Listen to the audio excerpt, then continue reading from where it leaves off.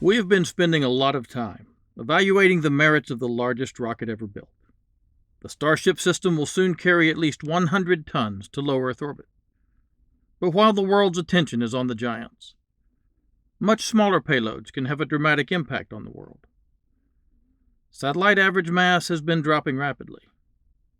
The mass of all satellites in orbit is about 2.5 million kilograms. The heaviest commercial satellite ever launched was TerreStar-1, that was launched in 2009 with a mass of 6,903.8 kilograms. The most massive object ever put into orbit with a single launch was Apollo 17 and the S-4B translunar stage, with a total mass of 143 tons. That's more than Starship can lift. But the S-4B was a Saturn III stage. When a Starship goes into orbit with a 100-ton payload, it will have a total mass of at least 250,000 kilograms, with a little fuel to come back and land, finally beating what we were able to do in 1972. But the future of spaceflight is not just a race for more massive ships.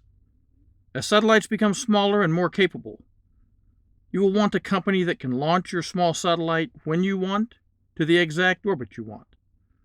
A large part of the profits in the future of space will go also to the micro-launch market.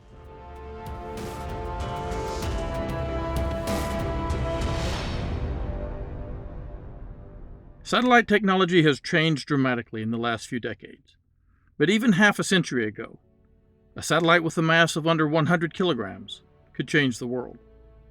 In 1963, the Earth mourned the loss of this man. President Kennedy's support was vital to America's later success, as we fought to be first to the moon. But the world could mourn his death together, only because of this machine. This is the Relay 1 satellite. This was an experimental communication satellite.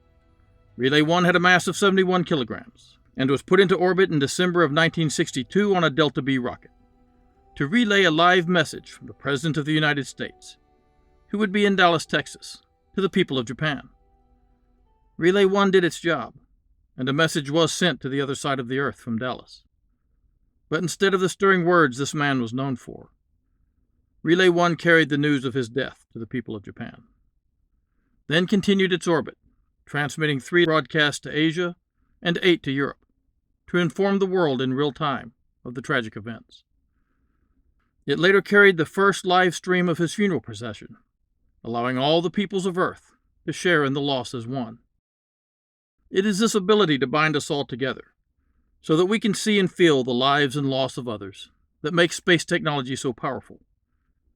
Relay 1 later carried the 1964 Summer Olympics from Tokyo, working in tandem with a new satellite, SYNCOM-3. SYNCOM-3 was the first truly geostationary satellite, and was also launched on a Delta D. SYNCOM-1 had lost communication after the kick stage fired, and SYNCOM-2 wandered in a figure-8 pattern. Here you see a SYNCOM series satellite. These had a mass of 68 kilograms and were 64 centimeters tall. Solar panels provided up to 29 watts of power. In its orbit, the satellite was in sunlight 99% of the time. When it was not, it had nickel-cadmium rechargeable batteries. It also had hydrogen peroxide and nitrogen for reaction control thrusters and orbital adjustments. The nitrogen thrusters controlled the spin stabilization, and the peroxide system helped position the satellite. This would help the satellite to maintain its orbit. SYNCOM could handle 1 two-way phone call or 16 one-way teletype channels. It could also broadcast television signals through these antennas. This nozzle is for the solid propellant apogee motor, which produced 4,450 newtons of thrust, imparting a delta V of 1,431 meters per second. This helped get the satellite from its low Earth transfer orbit at an altitude of about 200 kilometers to a stable geosynchronous orbit of about 35,000 kilometers. Early communication satellites like this brought the world together. There are now 2,224 communication satellites in Earth orbit, and many more Earth observation and other satellites. Satellites can be classified by mass. Anything over 1,000 kilograms is considered a large satellite.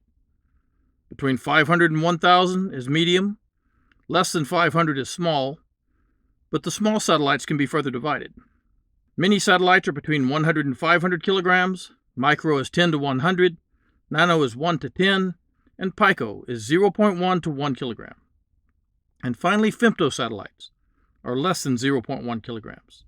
That is only 100 grams, but there are a few of these in operation. Putting all of these into orbit will be big business. The smallsat market is expected to continue growing rapidly. In fact, while we love to see the giants throw themselves into space, there is a fortune to be made by focusing on the smaller mass market. SpaceX could send 180 kilogram smallsats into orbit with a partially reusable Falcon 9, if they don't mind all being sent on the same day and they can all fit in the fairing, and into the same orbital inclination. That brings us to an important point. Competing with SpaceX right now, in the heavy and super heavy launch market, requires more than money. We're still looking at you, Jeff. But without at least $1 billion, you can't build something like this. But what if your plan is to go in the other direction? Firefly is trying to get 1,000 kilograms to low Earth orbit. Astra is going for 500.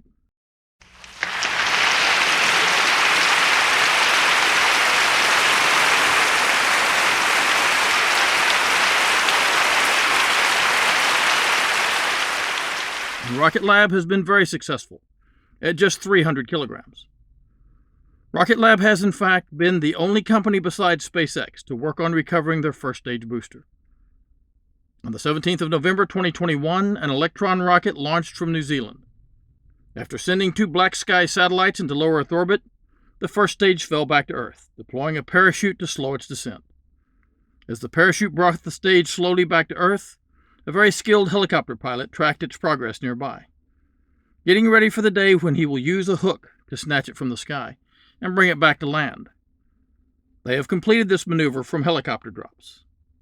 Sometime next year, perhaps, they will accomplish this from orbit. Some media outlets count the Blue Origin New Shepard as a first stage recovery. We don't agree. The New Shepard does not go into orbit. The landing of a New Shepard booster cannot be compared to what SpaceX has accomplished and what Rocket Lab is attempting. But SpaceX should soon be moving the goalposts. Starship will be completely reusable. Several companies are hoping to compete with SpaceX in this category. One of these will be the Terra by Relativity Aerospace. This will be a 3D printed, fully reusable, smaller version of Starship. Going for the smallsat market is a lot easier than trying to compete with this. The way to stay competitive is to have a responsive, dedicated launch capability, to make your system so efficient and affordable that you can provide a concierge space service, launching with a single small satellite of 150 kilograms or less, on the day your client wants, into the orbit your client wants. What is the most innovative new space company working on this concept today? We believe it is this company. This is SpaceRyde. SpaceRyde was founded by this man, Dr. Sohrab Haghighat.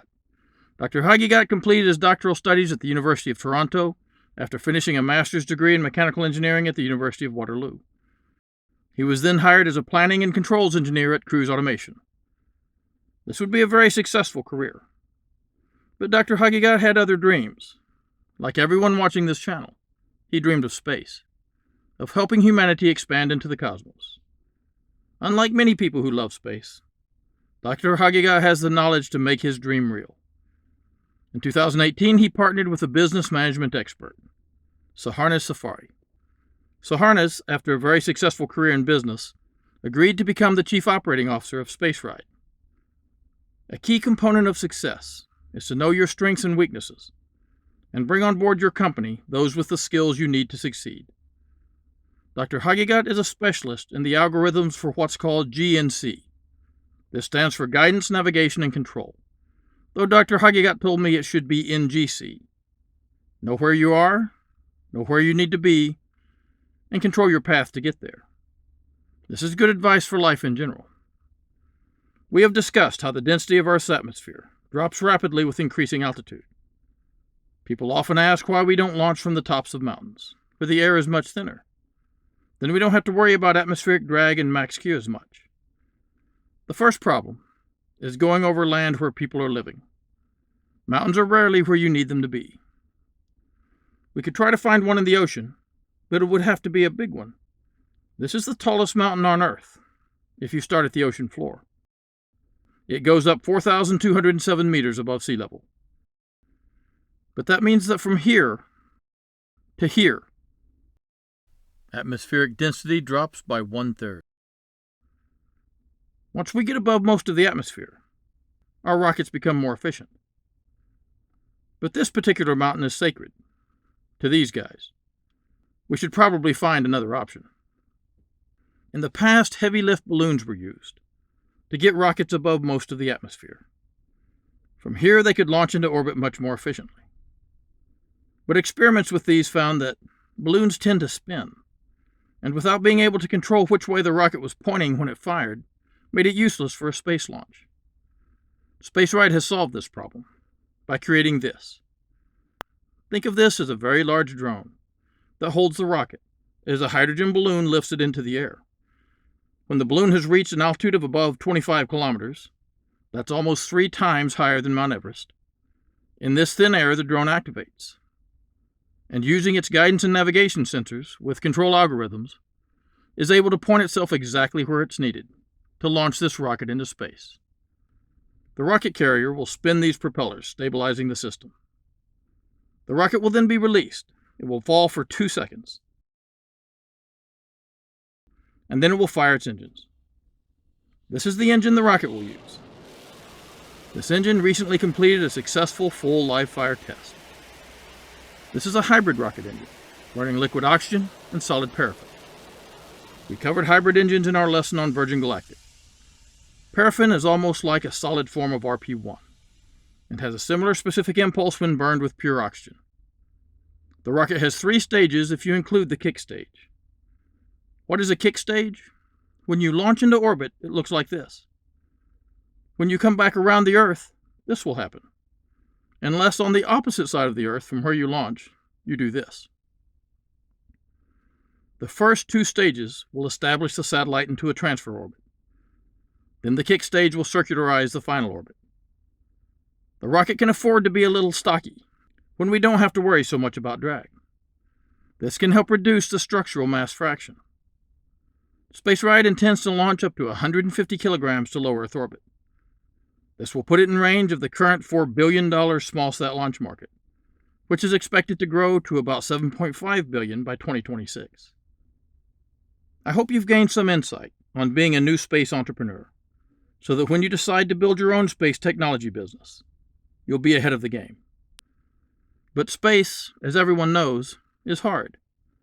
Why would someone give up the security of working for a large company like Cruise to start their own rocket company? And what are the obstacles that must be overcome? To answer these questions, Chi will help us speak directly to the Chief Executive Officer and Chief Operating Officer of SpaceRyde. Thanks for listening. Please don't forget to like and subscribe. And links are in the description for Patreon and the Academy store. Stay safe. At Astra Pro Terra.